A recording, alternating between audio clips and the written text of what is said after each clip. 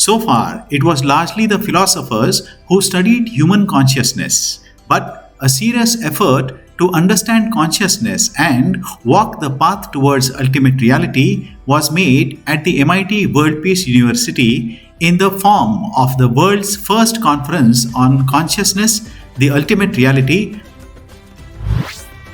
Many eminent personalities, speakers, thinkers, and philosophers from all over the world share their thoughts on this subject during this conference.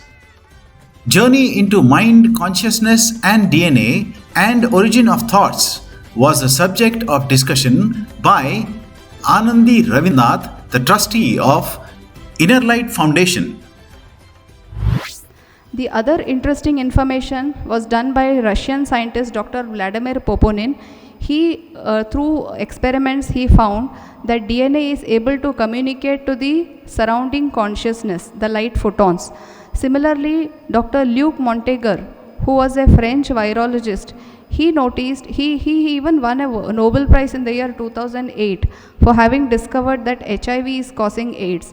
Now later, after those experiments, Dr. Luc Montagnier also wanted to prove that DNA can transmit information to the as an electromagnetic signal to the surrounding water or the light particles. Then there was this Russian scientist Dr. Peter Garriev.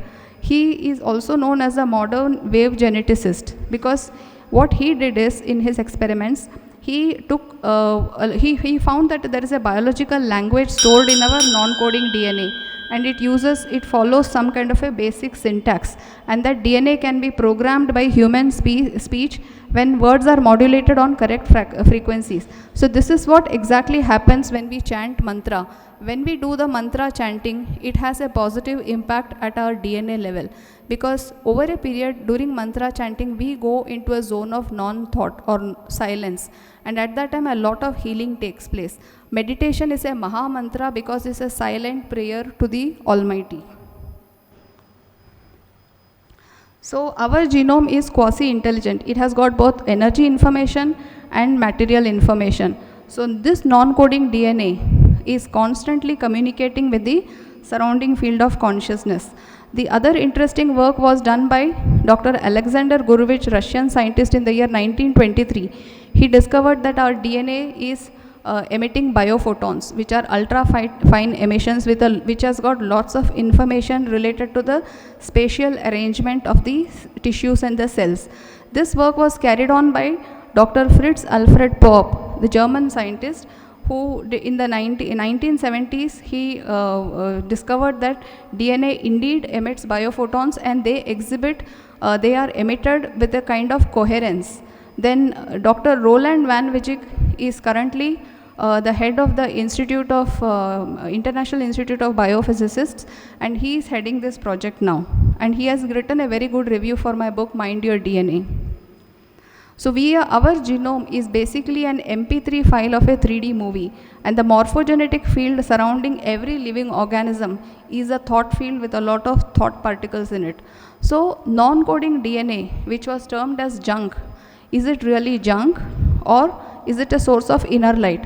So our mind can be a source of health, our mind can also be a source of ill health or disease. So it depends on how we use it. If we keep getting stressed out and bogged down by various problems, we'll end up with lot of health issues. Whereas if we practice meditation continuously and change our lifestyle and practice meditation regularly, then we are able to generate good health for ourselves. So mind management is very important to handle our non-coding DNA, which is also our mind. So a lot of research has been done in terms of the matter form of DNA. What is required now is that everyone should now start practicing meditation, because it will give them a lot of insights about already existing research work.